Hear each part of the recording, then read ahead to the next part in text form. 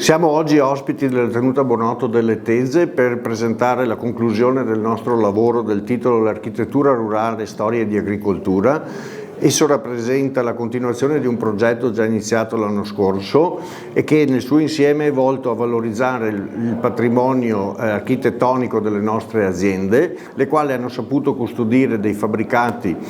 storici, riadattandoli alle nuove esigenze anche ricettive e produttive. La Camera di Commercio Belluno Treviso è lieta di partecipare a questo convegno che rappresenta una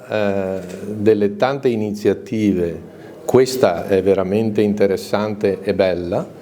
che hanno il compito di valorizzare il nostro territorio.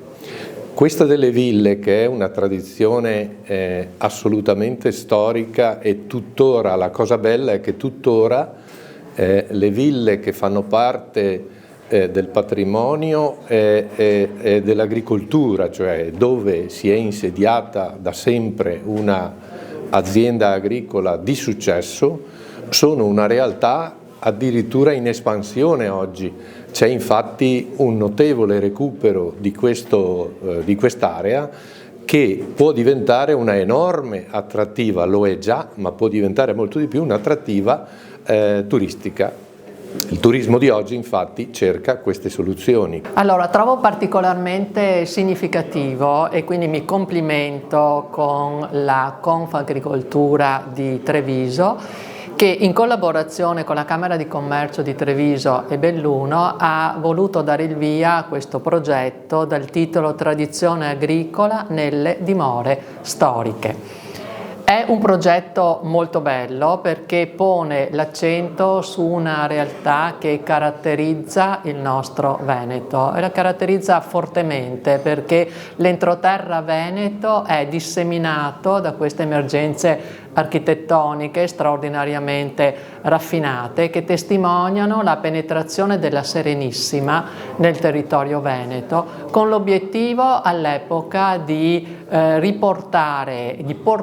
all'agricoltura terreni che prima erano incolti, creando questi vasti appezzamenti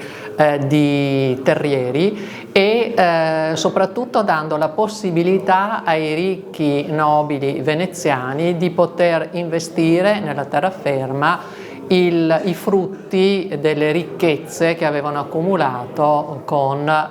i loro traffici mercantili.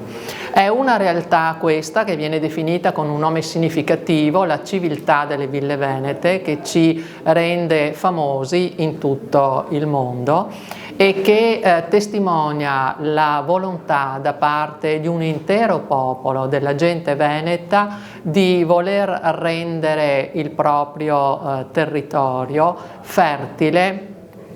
ricco, dove poter vivere, questo è proprio tipico della mentalità veneta, in armonia con l'ambiente, in armonia con la natura.